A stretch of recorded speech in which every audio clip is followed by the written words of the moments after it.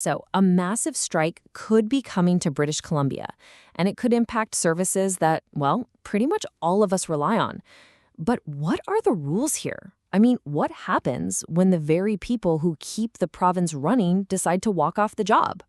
All right, let's get into it. All right, let's start with just one number, 34,000. It's a huge figure, right? And it is right at the very heart of this story that's unfolding across British Columbia.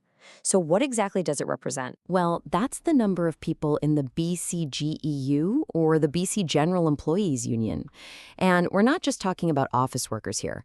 This is everyone from the wildfire fighters who are out there protecting our communities, to the social workers supporting the most vulnerable families, all the way to the folks who just keep our government services running day to day.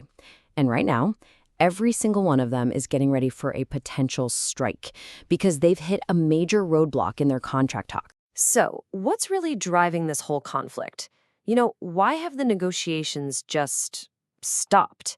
Why are tens of thousands of public servants now looking at a strike vote? Let's break down the main points of disagreement. Okay, so the biggest sticking point really comes down to wages.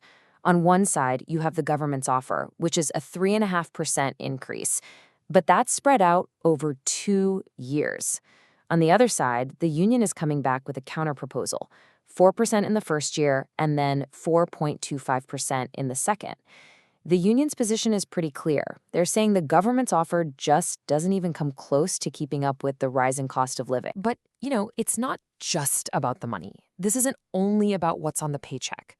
The talks have also gotten stuck on some other really crucial modern workplace issues, things like, access to remote work and trying to modernize these job evaluation systems that the union says are just hopelessly outdated. Now, to really get a handle on what's at stake here, we actually have to look back in time. BC, it has this long and honestly pretty dramatic history of labor disputes. And these past conflicts have really shaped the province we live in today. Yeah, we've had some smaller, more targeted actions recently. You might remember the 2022 strike that shut down liquor and cannabis distribution for a bit. But the really pivotal moment, the one that still casts a shadow today, was way back in 1983. It was a massive movement called Operation Solidarity. And just to give you a sense of the sheer scale of that 1983 protest, we're talking about more than 80,000 people marching in Vancouver alone. It was just this huge, massive mobilization against government austerity measures at the time. And it worked. It actually forced the government to back down on some key legislation that would have really stripped unions of their rights. And this is probably the single most important thing to come out of all that turbulent labor history in BC.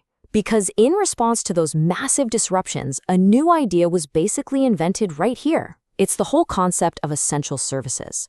Think of it as a system designed to walk a tightrope, balancing two really important but competing interests: a worker's fundamental right to strike on one side and the public's need for safety on the other. Okay, so this whole concept of essential services is literally the most important rule in any public sector strike, but it's something most people have never really heard of. So let's break it down. How does this thing actually work? So what does it take to legally be called an essential service? Well, according to BC's own Labor Relations Code, it's any service that's needed to prevent, and I'm quoting here, immediate and serious danger to the health, safety, or welfare of the public. And you gotta pay attention to those key words, immediate and serious. That's the bar. And figuring out what actually fits that definition, it's a formal 3-step process. So first, the union and the employer, they sit down and try to agree on their own which jobs are truly essential. Step 2, if they can't agree, and often they can't, the Labor Relations Board steps in to be the referee and make the final call. And then step 3, only after a formal agreement on these essential services is filed can any strike action legally begin. So here's the absolute crucial takeaway. There is a huge legal difference between a service being essential and a service just being a massive inconvenience. Think about it. Closing liquor stores, like we saw back in 2022. That causes economic problems for sure, and it's definitely inconvenient for a lot of people. But does it pose an immediate and serious danger to public health? No. And that's exactly the line the Labor Board has to draw. And that leads to the big consequence, right? the bottom line. Once a job is officially designated as essential, the person doing that job cannot legally go on strike. Period.